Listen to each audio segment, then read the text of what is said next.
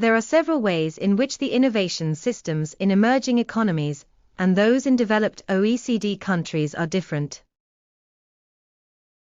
They frequently rely on institutional frameworks that are much less formalized and laws that are less strictly enforced, and their key actors and the motivations that drive their behavior tend to be very different.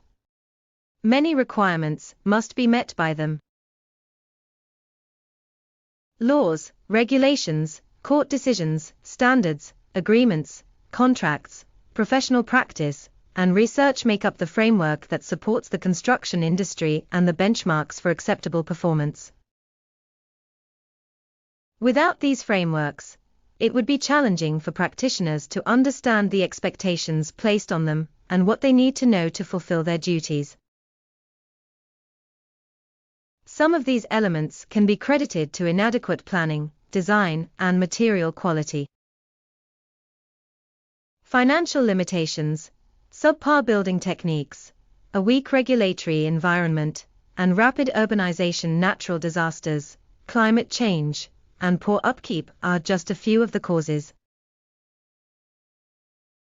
The innovation system formally acknowledges the need for context-specific regulations. Changes in the social and economic environment are followed by institutional growth, and vice versa.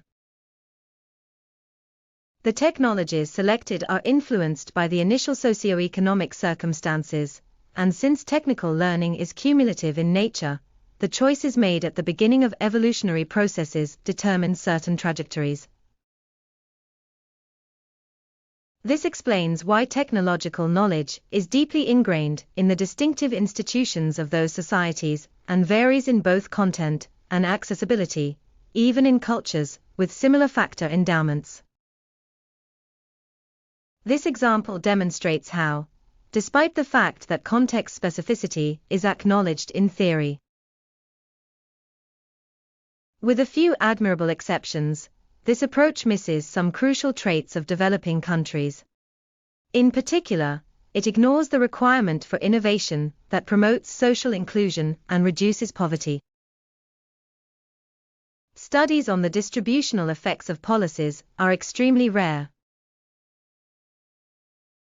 Furthermore, it frequently overestimates the role of governments in resource allocation and underestimates the importance of strengthening fundamental market institutions,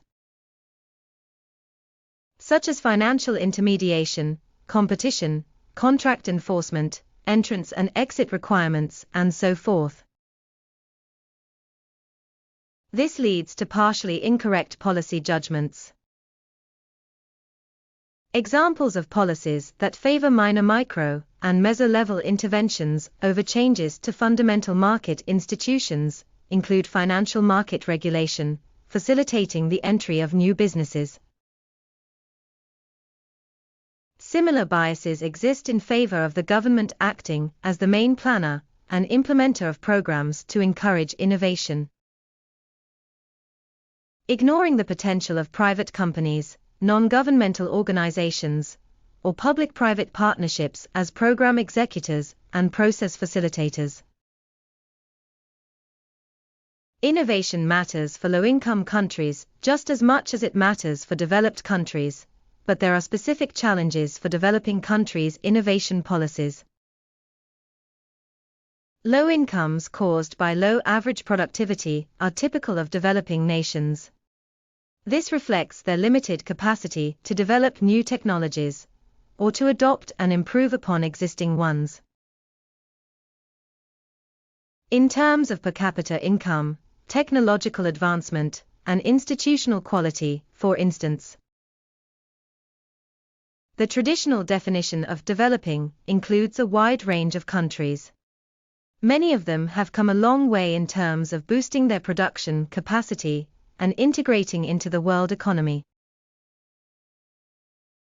However, a small number of nations can be held responsible for a sizable portion of this accomplishment.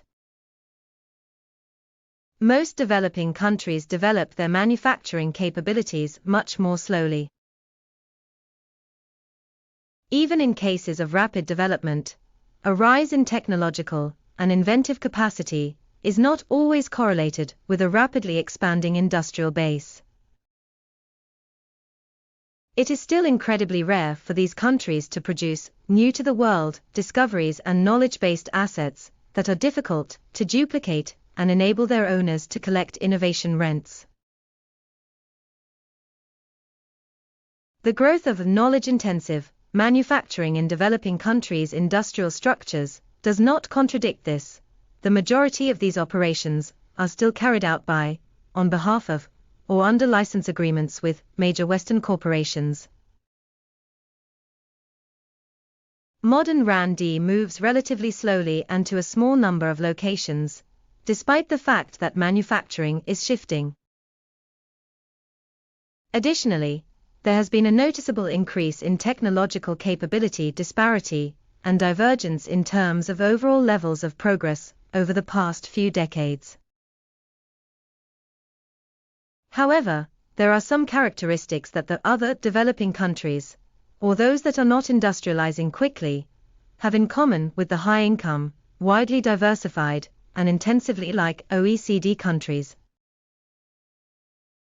Additionally, it draws attention to those elements that, despite being essential from the standpoint of policy, are frequently disregarded or, at the very least, undervalued in recent research on innovation systems. It should go without saying that actual national policymaking must go beyond such generalizations and take into account the specific characteristics of each individual country.